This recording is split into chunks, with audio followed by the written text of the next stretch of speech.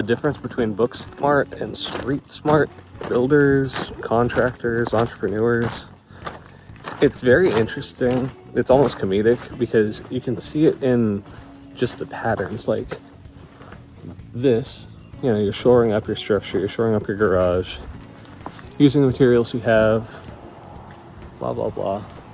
This is pretty standard. If you walk through someone who's DIY doing something their first time, sometimes they overdo the whole deal.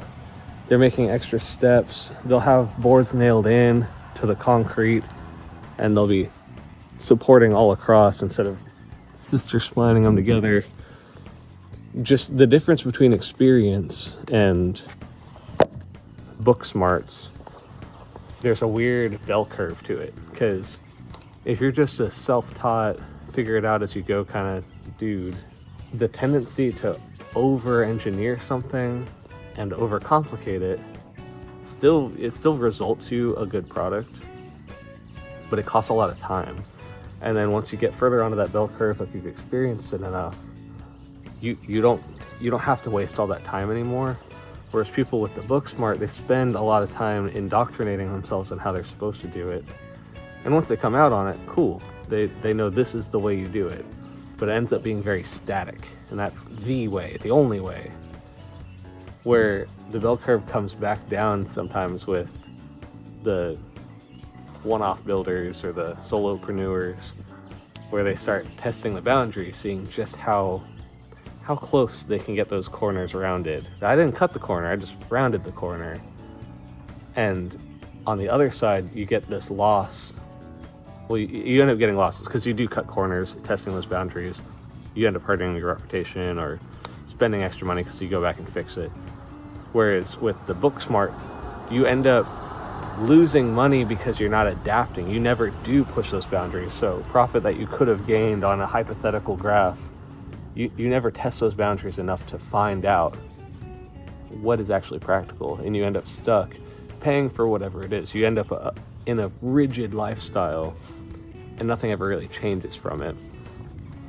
But when you get to people who have book smarts and experience, and then they come to do their own personal project, you get this amalgam of like, we're really going to make sure this is done right. We're going to implement all of our wisdom.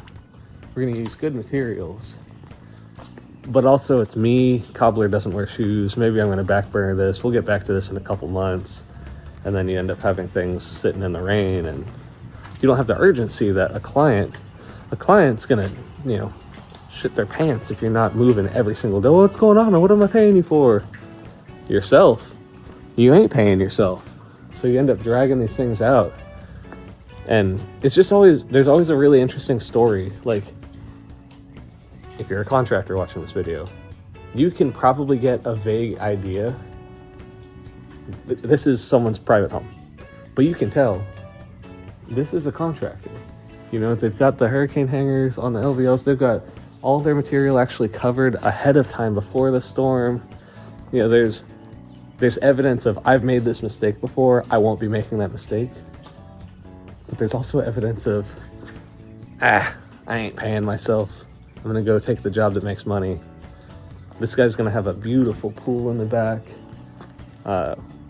One of my companies is actually out here because we're going to help build the stone retaining wall and help him use the material he has on site already to turn into like a beautiful piece of their landscape, piece of their, feature. But it's back to the homeowner, where this dude builds immaculate, amazing, super high-end, expensive pools and buildings and homes. It's his home. He's going to see how much of this material he can keep on site, even the fill. I'm not going to bring in extra stuff. I'll just change the design and shape. You get this cool amalgam of pragmatic application. And I don't know, I don't think people appreciate that enough. Like, there is a time and place to use the book smart contractor, service technician, whatever. There's a time and place for the solopreneur, figure it out, tough and gritty.